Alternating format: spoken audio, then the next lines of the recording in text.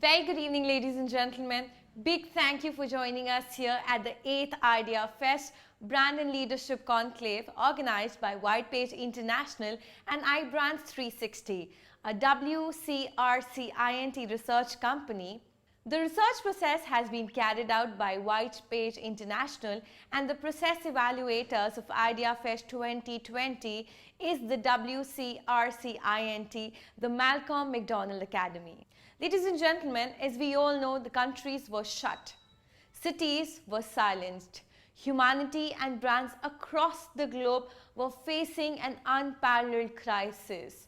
A crisis that had changed billions and millions of lives. It has affected our families, communities, businesses, and our way of life. The year 2020 didn't get on to the most prosperous start.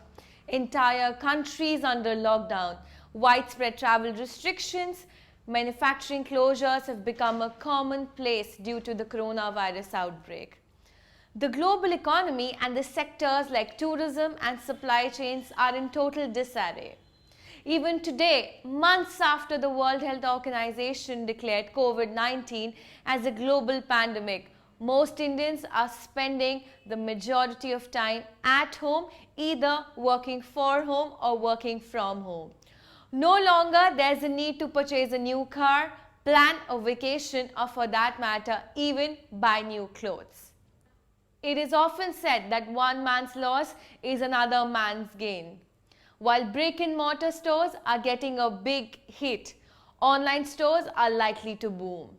The healthcare and the well-being brands are likely to have better growth prospects in coming years with increased investments in healthcare and sanitization.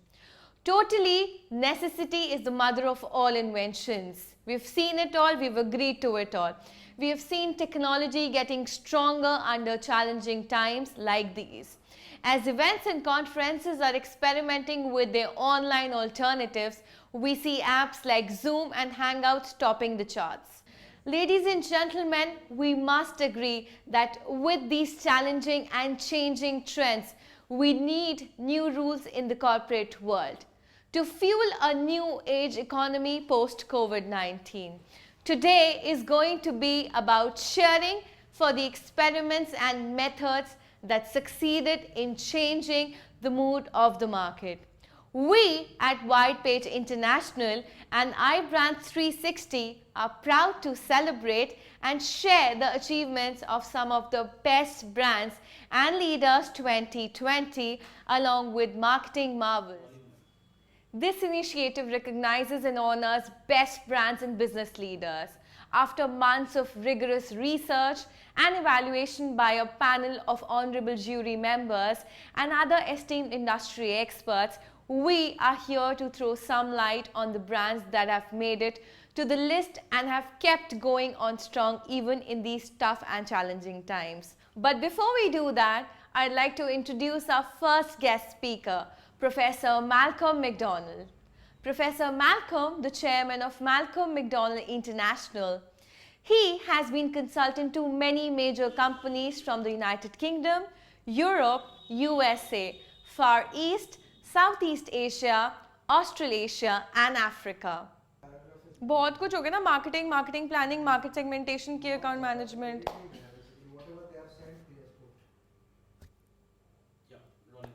But before we do that, I'd like to take this opportunity to introduce our first guest speaker, Professor Malcolm McDonald. Professor Malcolm, the chairman of Malcolm McDonald International. He has been consultant to many major companies from the United Kingdom, Europe, USA, Far East, Southeast Asia, Australasia and Africa in the areas of strategic marketing and marketing planning, market segmentation, key account management, international marketing and marketing accountability. Professor McDonald is also the chairman of 6 companies and works with the operating boards of some multinational operations. I would invite Professor Malcolm McDonald. Thank you everyone for allowing me to address your conference as a keynote speaker. Thank you for that. Now, I will confess right at the beginning that I'm not going to pretend to be the Greek oracle at Delphi, because no one knows what's going to happen. Probably not during the next month, and certainly not during the next year. I saw on television here in the UK recently a meeting of chief executive officers of the airline industry. I think there are about 10 of them, and I can tell you that there were 10 totally different views about the future of the airline industry. So as I say, I'm not going to pretend to be the oracle at Delphi. What I will do, however, is make this keynote interesting, challenging, and I do hope, ladies and gentlemen, more than anything else, enjoyable. So let me start by giving you some backcloth to marketing in this COVID-19 driven recession. I mean, the first thing I want to say is that the rules of competition have certainly changed, and you'll see a number of bullet points on this graphic. The first one says anorexia industrialosa, which of course is the classic response of directors at times like this. It's understandable and it's necessary, but not in the way it's done. I call anorexia industrialosa an excessive desire to be leaner and fitter, leading to emaciation and eventually death. And I ask, how many cents are there in a dollar? And so on and so forth. That's clearly finite. Whereas what we do, the people who are attending this conference, what we do is infinite, because we do business strategy and marketing, and that is only limited. We create value for customers, and that's only limited by our creativity and imagination. So more about anorexia industrialosa later on. And I will say this, that cost cutting is not a strategy. Let's get that one out of the way. The next point is the take, make, sell, waste model is finished, purely and simply because it's no longer sustainable because of the lack of natural resources in the world. The next one, we're surrounded today by entrepreneurial, technology-enabled competitors, particularly in places like India, which excels at entrepreneurship. And of course, these organizations are unfettered by the baggage of legacy bureaucracy. And the next one, we're surrounded by information-enabled customers who, unlike when I was a marketing and sales director of a fast-moving consumer goods company many years ago, our customers today know more about us than we know about them.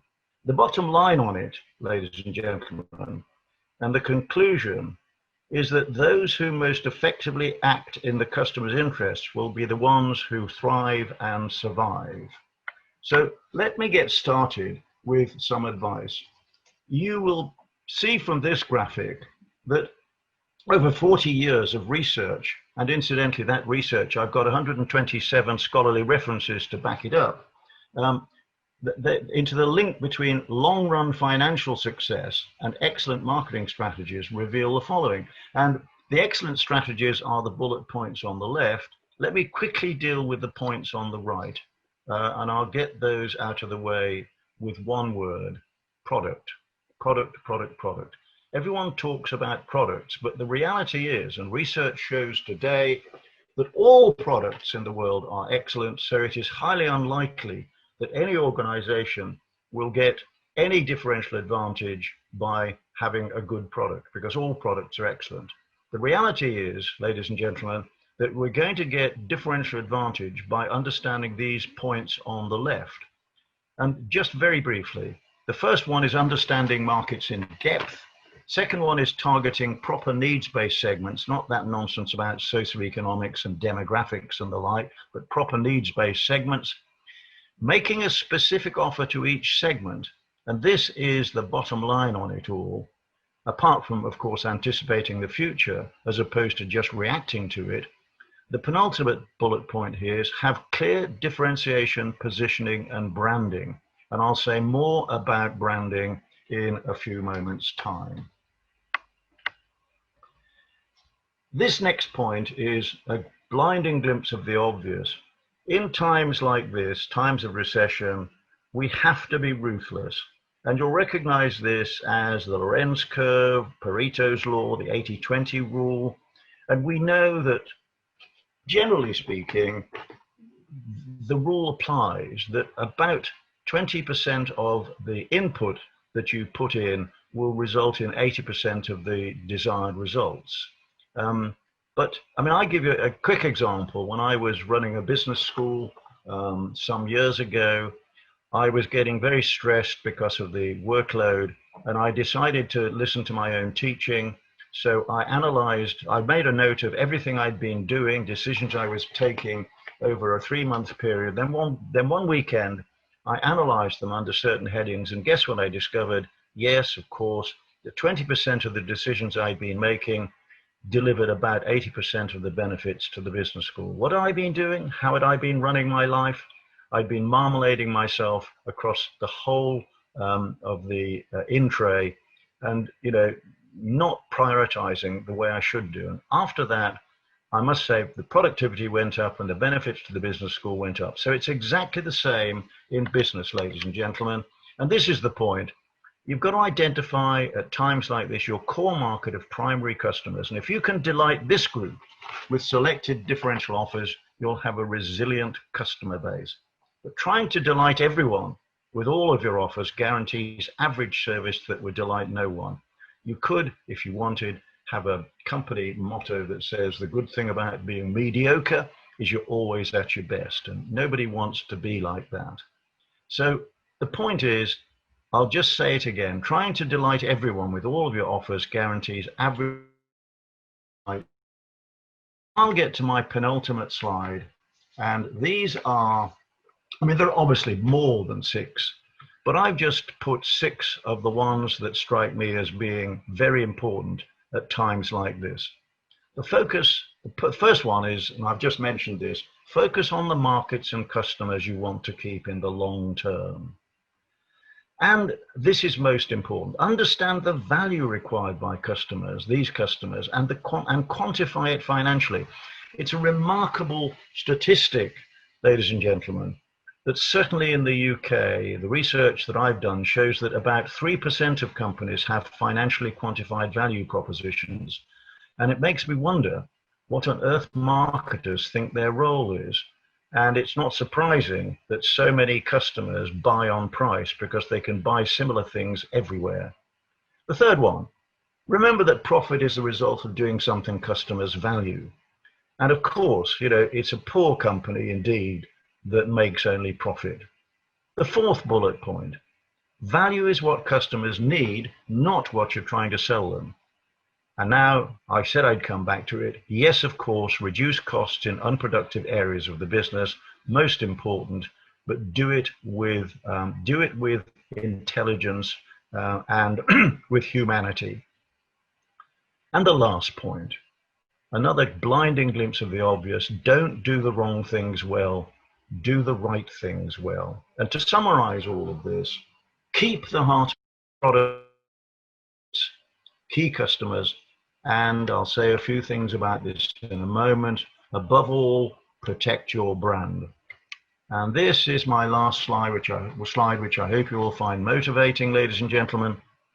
All 6 of these guidelines are represented by your brand and will lead to relationships that are great for customers, great for the people who make them happen, great for all stakeholders, and great for the planet.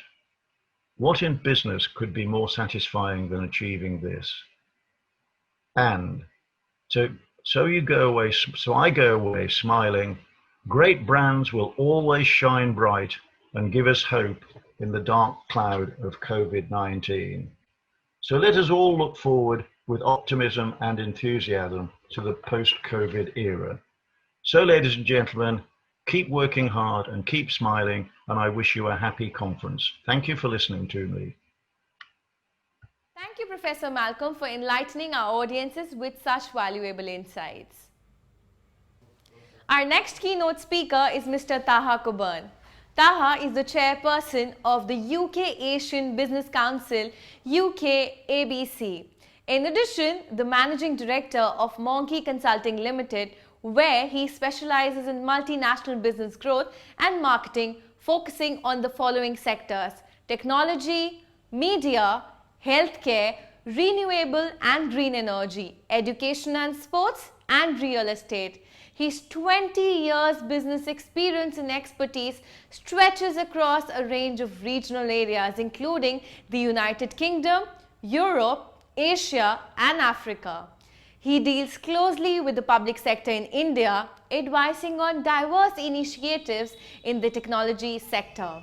Taha has a variety of non-executive director positions in the private sector. I would request Mr. Taha Coburn to please join us on screen. Today, I'm going to talk to you about the new age rules post COVID 19. And we are talking about the pandemic, we are talking about the corporate world, we are talking about how things have changed in the last 9 months. I have seen a lot of change happen around businesses, around the corporate world, in boardrooms.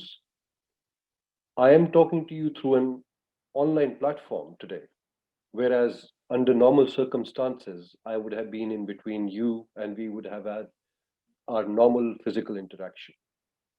But as humans, we are a resilient kind.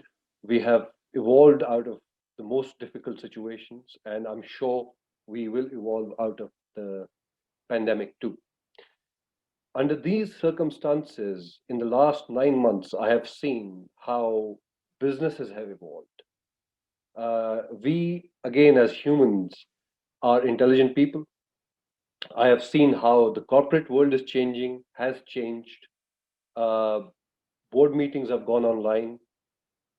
All decisions with the right decision makers is being taken online, whether it is through the media or whether it is through a normal board meeting, but now on an online platform like the way I'm talking to you right now.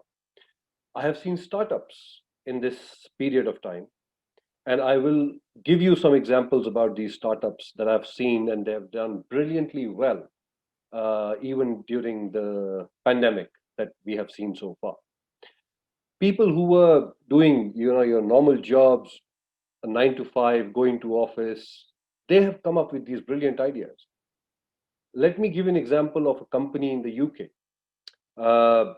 Once the university started and kids went back to schools and colleges, there were these kids who thought, we can't get food in time, online deliveries are taking too long. What can we do? How can we provide for this large student population? And they actually started asking people for donations, and they started getting food in donation to their university halls. And what they did, the brilliant idea they came up with was they started packing this food which was being donated to them, and they started selling it online and deliver it to other students throughout the UK at a very minimal cost, because students, don't have too much money to spend on other things. And under these circumstances where they cannot even get a part-time job, it became even more difficult. So hats off to these guys who really came up with an idea like that. So for me, this is a small part of the corporate world which is being changed. I don't think the corporate world would have gone this way in the past. Another example that I would like to give you is a school out of a place in Gorakhpur in Uttar Pradesh in India, a 43-year-old school with that actual old school thinking, has come up with this brilliant idea where they have started an online school. And in this online school, believe it or not, the fees is only about 6,000 rupees approximately for the whole year. Some people who are watching this would probably spend 5 times that amount over a dinner. So imagine now this school is going to bring education to what we call the last mile. The last mile connectivity will actually have this school where a student who could not afford to go to a private school or even a government school, let's say there were no roads, there were no transportation, there was nothing, today can learn. And how you bring change in any kind of setup is by educating people. For me, my motto in life is educate, educate, and educate. Because if your population is educated, the difference they can bring to the whole phenomena, whether it is business, politics, or any kind of thing we have going on, can change, can entirely change.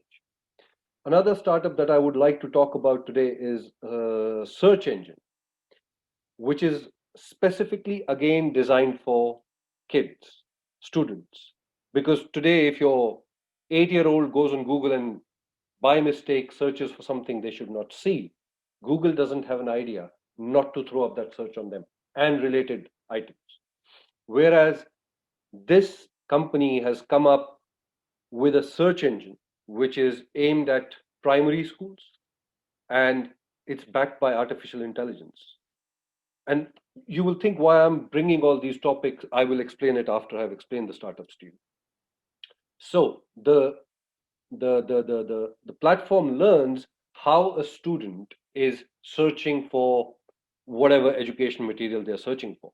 And based on their searches, they throw up related material which is good for the student, not what they don't want to see or what the parents will not want the children to see. You know, in a pandemic like this, when the parents are involved, they're on their tabs, they're on their computers, they might not have the time to look at their children. And this is where you need a startup like that. Is doing brilliantly well. Another one that I'll talk to you about, which is a very traditional business, a garment business. And this gentleman, when the pandemic started, had a, let's say, a panic attack, and he thought, what is it that I can do? How the corporate world will help me now? Because I'm gone. My garment business is gone. Shops are shut. We are under lockdown. And then he gave me a call and he said, Taha, what I have decided, I'm going to go online. I'm going to create a platform. And today, his brand, which is Genie London, is all over. He cannot believe what a change he's brought into his business by going online. So, we are emphasizing a lot of things online. Again, like I said, healthcare, for example, has improved because we are eating healthy at home.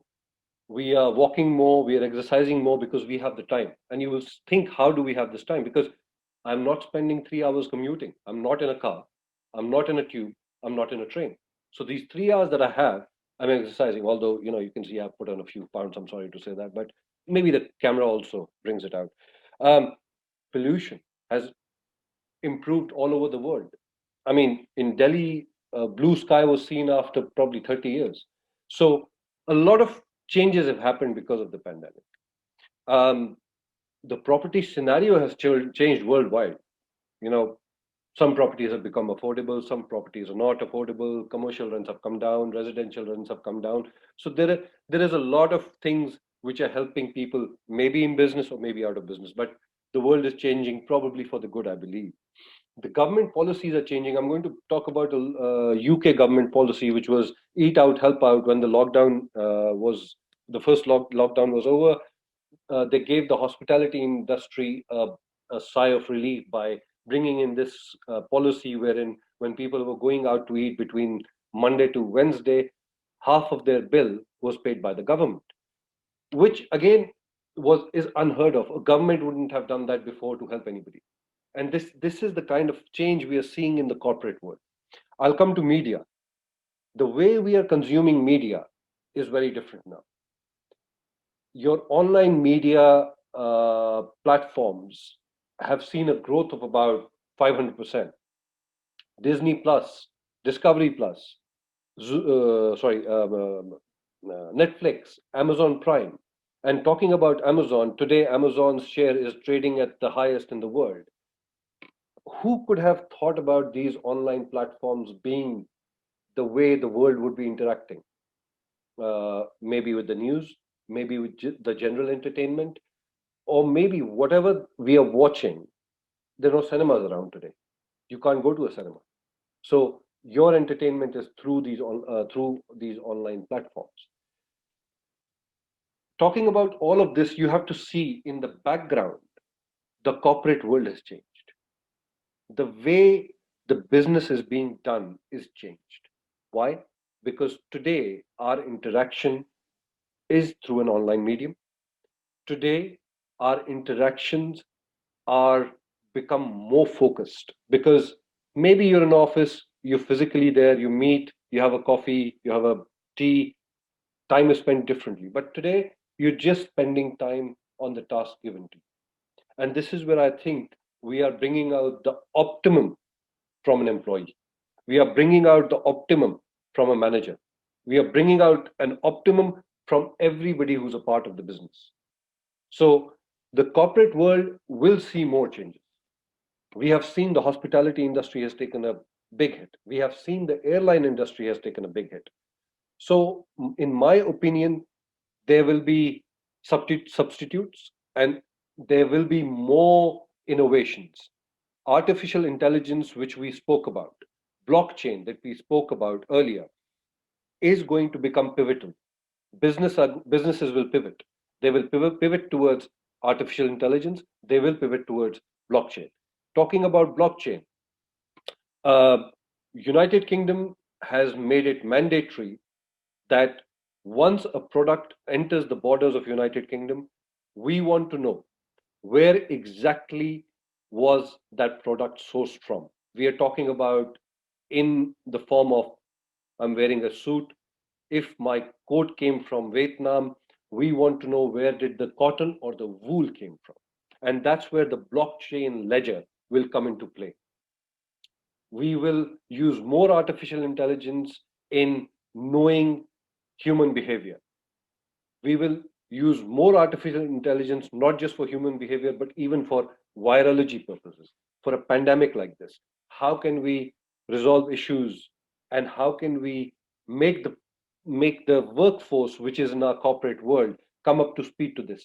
Because people have to learn to work with artificial intelligence, people have to learn to work with blockchain, and these are the kind of changes which I see coming very soon into the market. Thank you, Taha. Our next speaker is Mr. Rohit Ohri. Rohit Ohri is the Group Chairman and CEO of FCB India, one of IPG's lead agencies in India. He has been the driving force behind the agency's cultural and creative transformation in the recent years. Under his leadership, the agency has shot to prominence for its stellar work. It has become one of the most awarded Indian agencies in many prestigious national and international forums. No wonder Rohit is recognized as one of the top 10 most influentials in Indian advertising industry. I would request Mr. Rohit to join us on screen.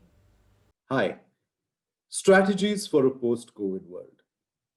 I'm supposed to talk to you about that. Quite honestly, I don't know where to start because this is a black swan event and there isn't a playbook that one could kind of refer to and say, here are the top 5 or 6 things that one needs to do, in the face of this crisis.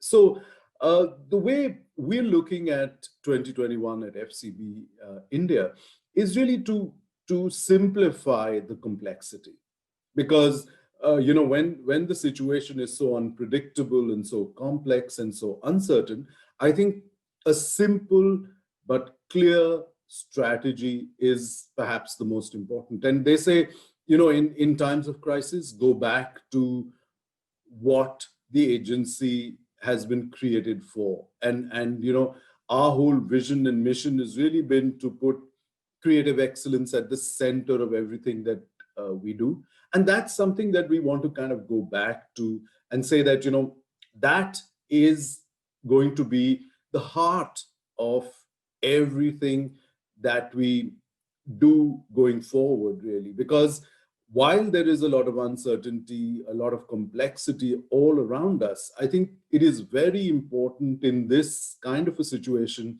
not to get distracted from the very raison d'etre of a creative agency is the product that it manufactures, the advertising, the communication, the connections that it creates with consumers. So very clearly, top of our list is really to focus on creativity and to keep creative excellence at the center of everything we do. In times of crisis, actually, creativity is really what gives brands, the edge in the market. And I think creativity is even more valuable at this point in time.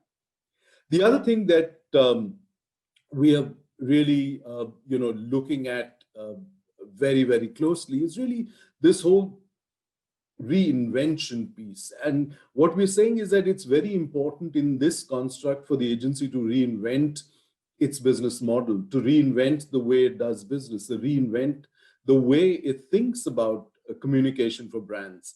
So everything needs to be thought about again, because we're seeing a lot of challenges across the ecosystem, in the brand world, because retail is really something that is challenged. So what is it that we can reinvent in retail? Very, very important.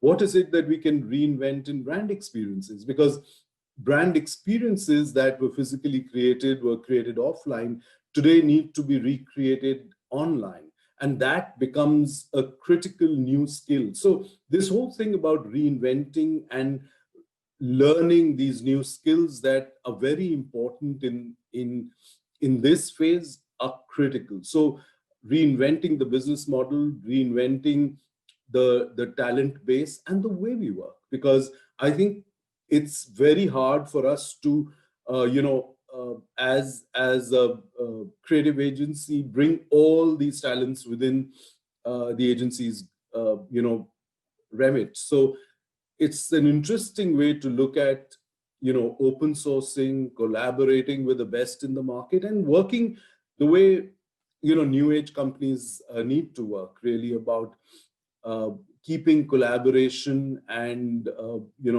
the end goal, which is brand success, at the center of everything, and then working behind that. So that's the second piece, which is around reinvention. And the third piece is really about, keeping a sharp focus on people and culture, because I think in this whole situation that has emerged, where work from home is really the primary place that we're working, a lot of the interaction between people has actually been challenged, and for creative agencies especially, this has been the lifeblood of the creation process, and I think that's something that we've seen a big challenge in, and it's important for the creative agencies to really look at how they recreate those experiences of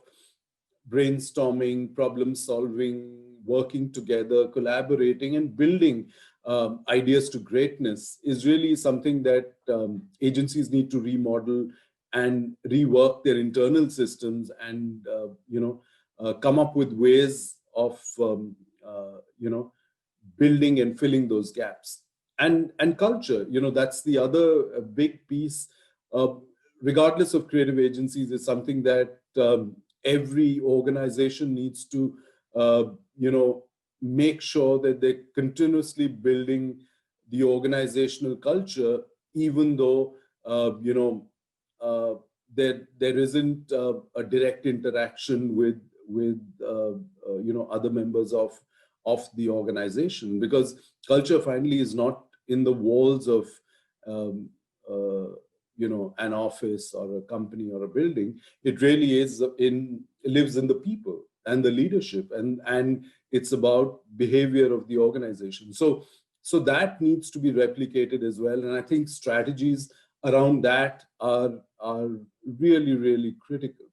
And finally, if you look at it, what has really, really impacted relationships at this point of time, where we're looking at isolation and we're looking at social distancing, is really humanity. And I think brands need to channel the human face that they have even more than ever before. So humanizing the experience of the brand world, humanizing the face of the brand, right? So that becomes a big opportunity really for brands. And I think these are the core strategies that we are looking, at for 2021, in how we talk to consumers, how we build the organization internally, how we build our brands. Thank you so much, sir. Ladies and gentlemen, it's time to unveil the research publication and coffee table book on Best of Brands and Leaders 2020.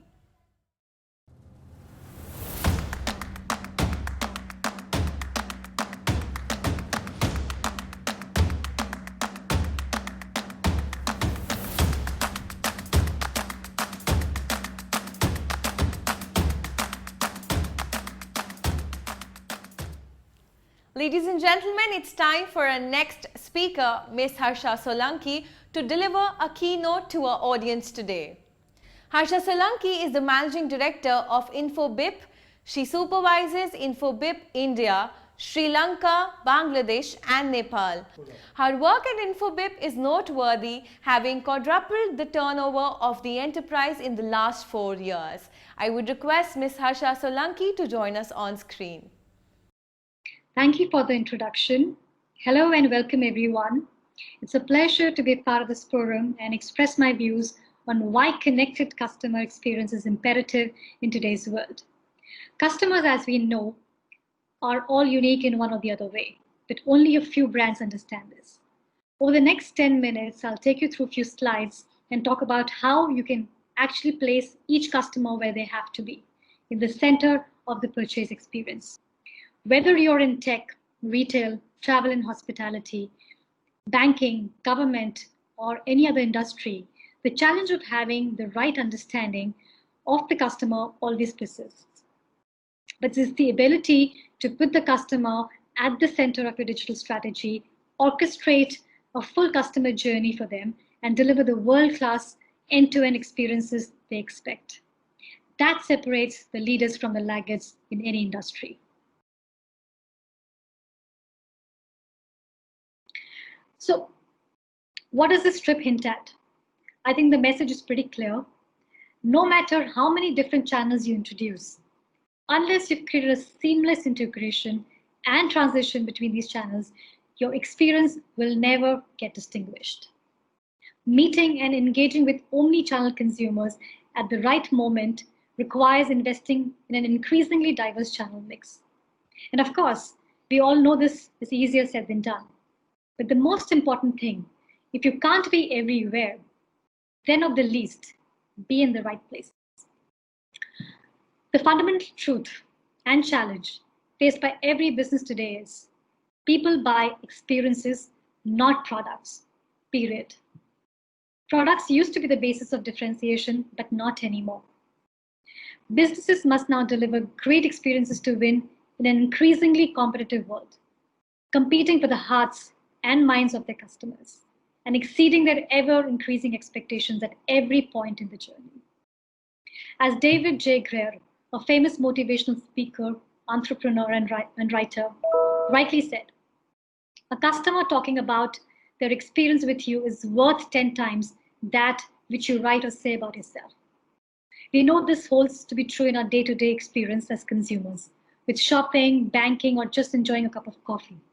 So what is it that we're talking about? Is it customer experience? Though customer experience is not a new concept, but it has never been more relevant. So the crux is, the difference between adequate and awesome experiences is simply a matter of connection.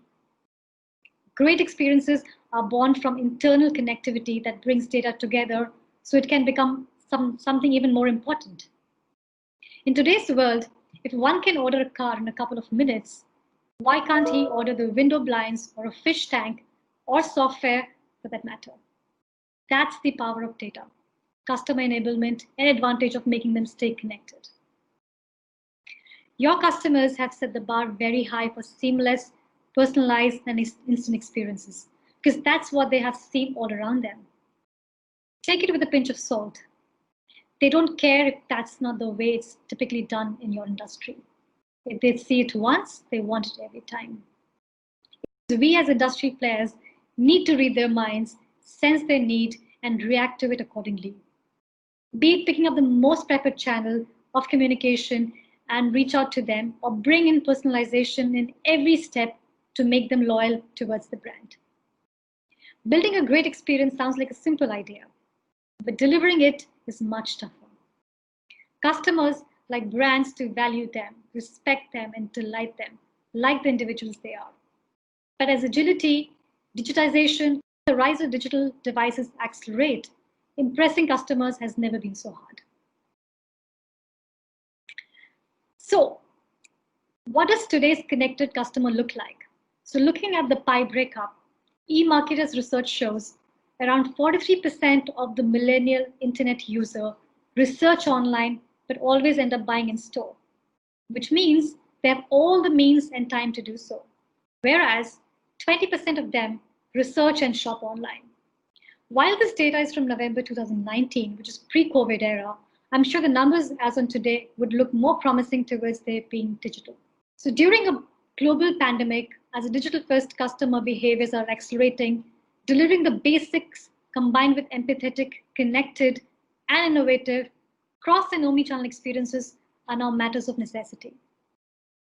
Every organization needs to break through the clutter and speak to the customer in a unique voice to leave a lasting impression, as the target segment and customers are more and more informed, aware, and have access to almost any data.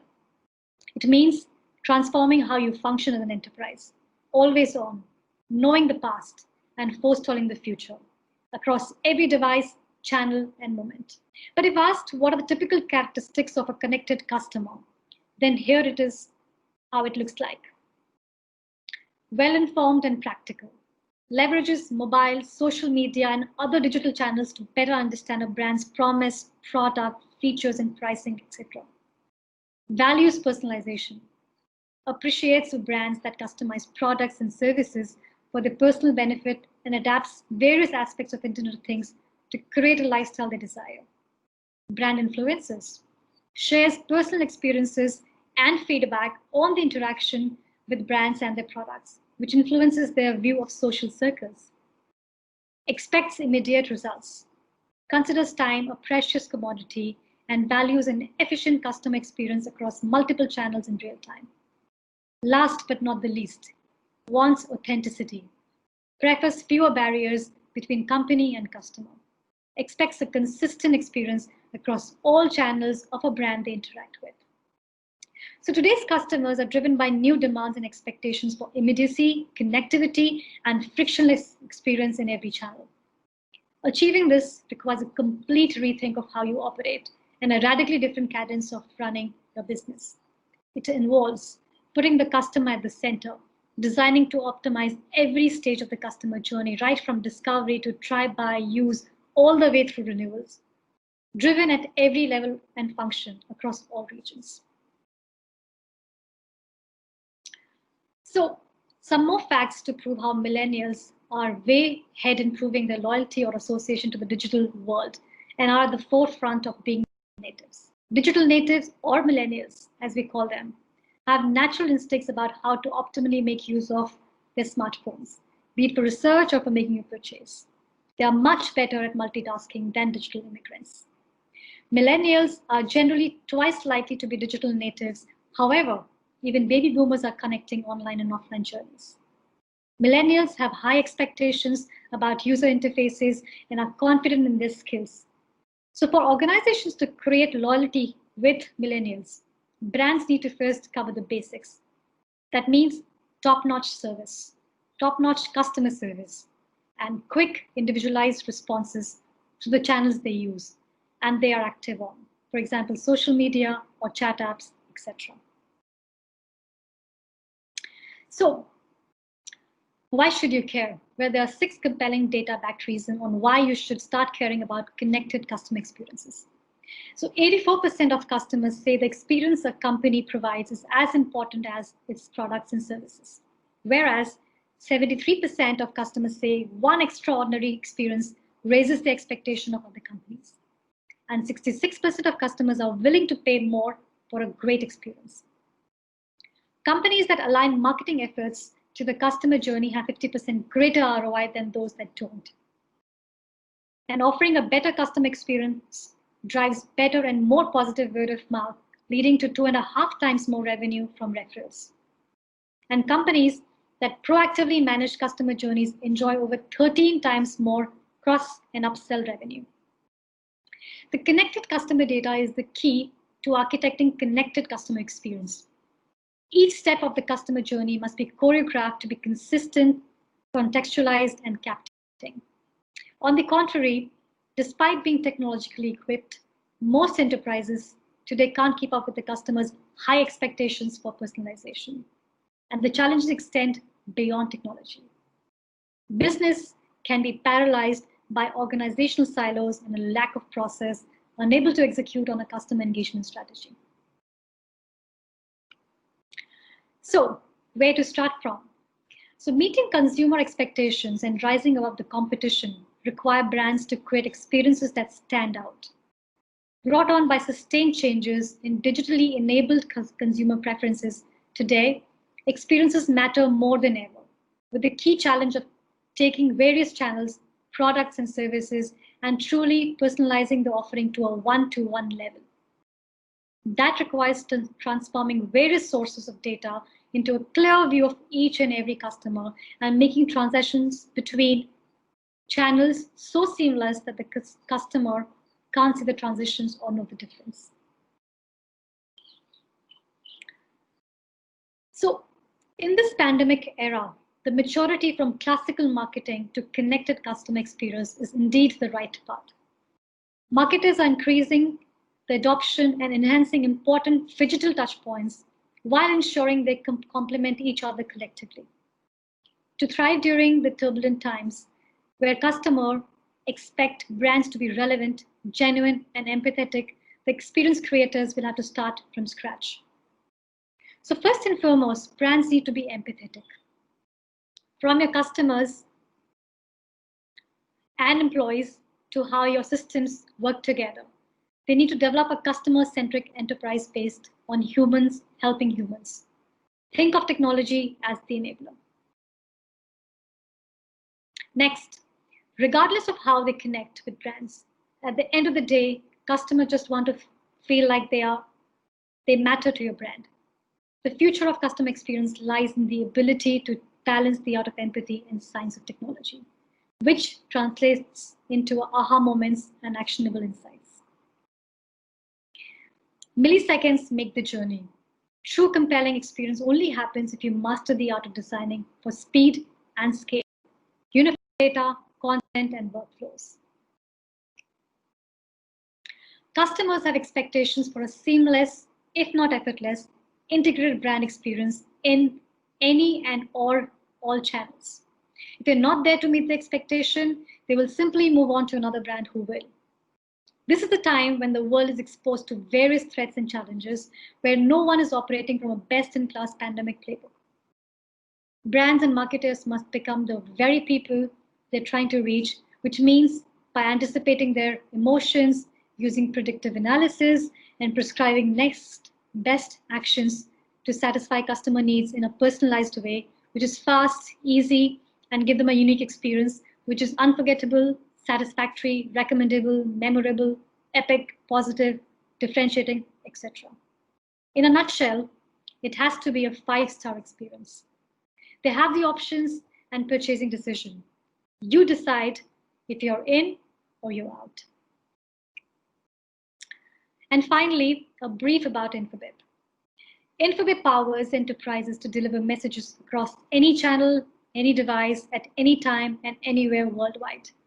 Infobip's technology creates a seamless mobile interactions between businesses and people, as well as simplifying the integration of almost all communication capabilities. In addition to its enterprise portfolio, Infobip also provides mobile operators worldwide with solutions designed to generate revenue from A2P messaging, optimize network functions, and introduce new technologies and new revenue streams. Some facts about us. So we are the global cloud communications platform company, leader in CPaaS solutions, largest global MNO network, #1 global communication channels vendor with a 9,500 enterprise and business customers, 2/3 of the world's mobiles reached in 2019, and GSMA trusted partner in identity. And before I close, let's have a quick look at this video that summarizes our identity. It takes a lot of time, energy, and resources to get customers to buy. After you've invested all that effort, it's important that you also retain them. There are lots of different ways to stay in touch and keep your customers engaged, such as shipping confirmation notices, delivery information, and customer satisfaction survey. Smart technology makes it easy to have smart two-way conversations to resolve issues and address customer concerns promptly and efficiently while maximizing in-house time and resources. With InfoBip, you can set it and forget it with the ability to interject as and when it is required, delighting your customers and transforming them into loyal fans of your brand. Find out more about how InfoBip can help at every stage of the customer journey at infobip.com. Thank you so much, ma'am, for addressing the audiences. It was surely an enlightening experience.